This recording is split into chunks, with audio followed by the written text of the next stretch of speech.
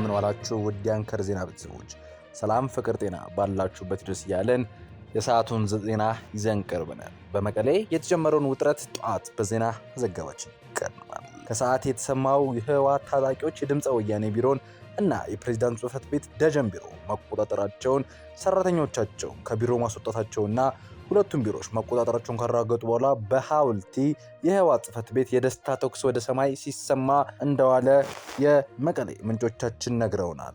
የትግራይ ታጣቂ ኃይሎች በመቀሌ ከተማ ተኩስም መክፈታቸውና የድምፀ ወያኔ ቢሮ ኃላፊ ስራ አስኪያጅ በቁጥጥር ስር ማዋሉም ጠቁሟል። ታጣቂዎቹ የኤፍኤም ሬዲዮ ድምፀ ወያኔ ሰራተኞችን ከስቱዲዮ በሙሉ እንዲወጡ አዘው ስቱዲዮንም ተቆጣጥረውታል። ከዚሁ ጋር በተያያዘ ከትግራይ ጸጥታ ቢሮ መረጃ ለማግኘት የሞከርነው አልተሳካልንም። የትግራይ ሰላምና ጸጥታ ቢሮ በሁኔታው ላይ ገና እየሰራን ነው፣ መጀመሪያ ስራውን ጨርሰን ለእናንተ ሪፖርት እናቀርባለን ብሏል። ታጣቂዎቹ በደሞዝ ጥያቄ የትግራይ ጊዜያዊ አስተዳደር ታደሰ ወረደ ጄኔራል ቢሮ ከበባ ውስጥ አስገብተው እንደነበርና በኋላ ጊዜያዊ አስተዳደሩ ላይ ያነጋገራቸው ስብሰባ መግባታቸውን ጉዳዩን ከዛው ደርሶናል። ከሰዓት ግን አሻፈሬም ብለው ገብተው ተቆጣጥረዋል። ሌላ ዛሬ የተሰማ አስደንጋጭ ዜና በርካታ የፓርላማ አባላት ህገወጥ በሆነ መልኩ ትርፍ የመንግስት ቤቶችን ይዘው እንደሚገኙ መሰረት ሚዲያ ዘግቧል። በጉዳዩ ዙሪያ ምክር ቤቱ በዛሬው ዕለት ጋዜጠኞች ካስወጣ በኋላ ዝግ ስብሰባ አድርጎ እንደነበርም መረጃው ደርሶናል።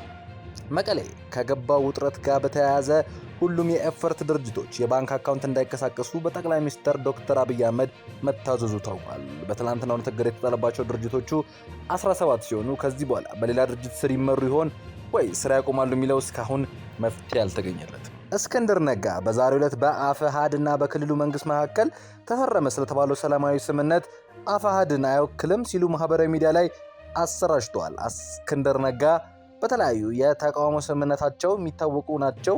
ዛሬ ይህንን ተናግሯል። ይሄም የሆነው ፋኖና መንግስት የሰላም ስምምነት መፈራረማቸው ከተገለጸ በኋላ ነው። በአማራ ክልል መንግስትና በአማራ ፋኖ ህዝባዊ ድርጅት አፋሕድ መካከል ዘላቃዊ ሰላም ስምምነትም መደረጉ አንድ አፍታ ሚዲያ ዘግቧል። በአማራ ክልል መንግስትና በአማራ ፋኖ ህዝባዊ ድርጅት አፋሕድ መካከል ዘላቃዊ ስምምነት መደረጉ ብዙዎችን አስደስቷል። ስምምነቱ የክልሉ መንግስት ለሰላም የሰጠው አማራጭ እንደ አካል የሆነና ለቀጣይ ህዝቡ ሰላማዊ እፎይታ መሰረት የሚጥልም ሲል ተብሏል። በሁለቱ ወገኖች ስምምነት ለአደራዳሪነት የአፍሪካ ህብረትና ኢጋድም ተሳትፈዋል። የሰላም ስምምነቱ በአማራ ክልል ርዕሰ መስተዳድር አረጋ ከበደና በአማራው ፋኖ ህዝባዊ ድርጅት አፋሕድ ተወካይ ካፒቴን ማስረሻ ሰጤ መካከል ተደርጓል። በስምምነት ስነ ስርዓቱ ላይ ከጦርነት ያልተፈረመ ሆነ በጦርነት በተናገ ግጭት ባለመኖሩ ይህ ድርድር ለክልሉ ህዝብ ሰላም መነሻና ሰላምም ይሰጣል ተብሏል። የተወደዳችሁ የአንከር ዜና ቤተሰቦች መረጃውን እየሰማችሁ አብራችሁን ስላላችሁ እናመሰግናለን። መረጃውን እየሰማችሁ ባላችሁበት ሁኔታም ላይክ፣ ሼር ማድረጋችሁ እንዳረሱ ለቻናላችን መግዳ ከሆናችሁ ሰብስክራይብ አድርጋችሁ ከአንከር ዜና እንድትወዳጁ ጋብዘናል። አሁን በዝርዝር ወደ ያዝናቸው መረጃዎች እናልፋለን። በትግራይ የተነሳው ተቃውሞ ዛሬ ስር ሰዶ የድምፀ ወያኔን እና የህወሓትን ዋና ቢሮም እስከ መቆጣጠር እስከ መድረሱ መረጃዎች እየዘገቡ ይገኛሉ። ጠዋት ላይ ባደረግነው ማጣራት የትግራይ ክልል ሰላምና ጸጥታ ቢሮ በሁኔታው ገና ስራ ላይ ስለሆነን ለመጀመር ስራውን እንጨርስ ብለውን እንደነበር ይታወሳል። ታጋዮቹ ደግሞ ስላልተቀበሉ ትላንት ከፍተኛ ውጥረት ነበር። ትላንት ከተማው በሙሉ በጸጥታ ኃይልና በልዩ ሁኔታ ሲጠበቅ ነው ያለችው ሲሉ የመቀሌ ነዋሪዎችም ነግረውናል። ዛሬ ደግሞ አርሚ 30 እንደሚባለው ታጣቂዎች ደሞዝ ባለመከፈሉ ባደረገባቸው ቅሬታ ወደ ጊዜያዊ አስተዳደሩ ቢሮ እንዳመሩ በአካባቢው የወትሮም እንቅስቃሴም እንደተገታም አስረድተዋል። ታጋዮቹ ዛሬ ያሰሙት መፈክር የለም፣ መሳሪያቸውም በቡድን በግል እየያዙ ትላንት ማታ ተበትነው ነው ያደሩት።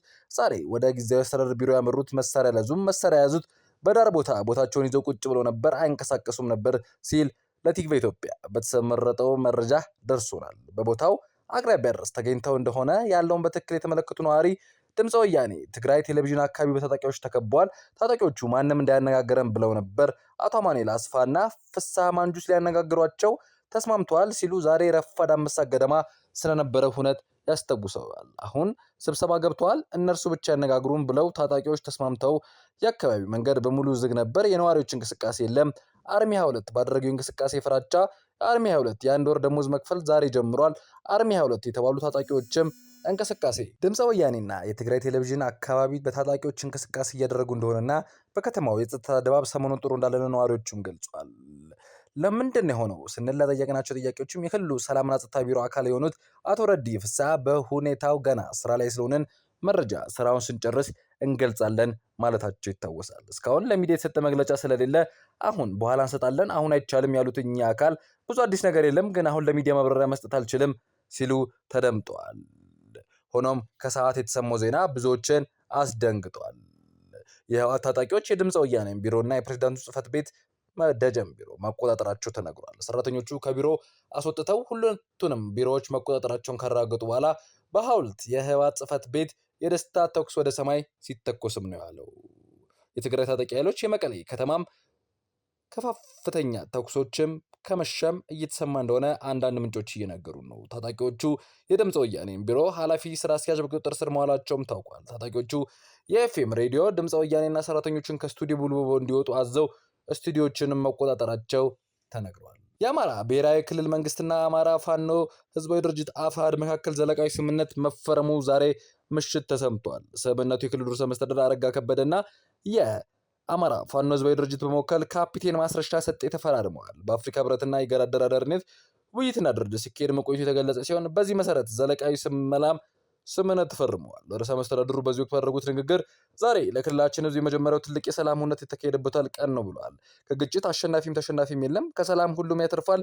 ስምምነቱም ለሰላም ወዳድ ህዝባችን ትልቅ እፎይታን ይሰጣል ያሉት የህዝብና የመንግስት ጥሪ ተቀብለው ዘላቂ ሰላም ለማስፈን ለመጡ ወንድሞቻችን እንደ መንግስት አድናቆትና ክብር አለኝ ብለዋል። የአማራ ፋኖ ህዝባዊ ድርጅት አፋሕድ መወከል ስምምነቱን የተፈራረሙት ካፒቴን ማስረሻ ሰጤ ባደረጉት ንግግር ማንኛውም ግጭት እና መጨረሻው ውይይትና ድርድር ነው ብለዋል። ችግሮቻችን የሀሳብና ልዩነት በንግግር መፍታት የፖለቲካዊ ሽንፈት ሳይሆን የጥበብ ብልጠት መሆኑን ገልጸው ችግሮቻችንን ለመፍታት ከኢትዮጵያ ታሪካዊ ጠላቶች ጋር ማበር ተገቢ ያለመሆኑንም አስገንዝበዋል። የአፍሪካ ህብረት ኮሚሽን ምክትል ሊቀመንበር አምባሳደር ሰሊማ ማሊካ አዲዲ በበኩላቸው ስምምነቱ የሀገሪቱን ቀጣይ መዳረሻ የሚያቀና ነው ብለዋል። የተወደዳችሁ ተመልካቾቻችን ለሰዓቱ የያዝናቸው ዜናዎች እኚህን ይመስላሉ።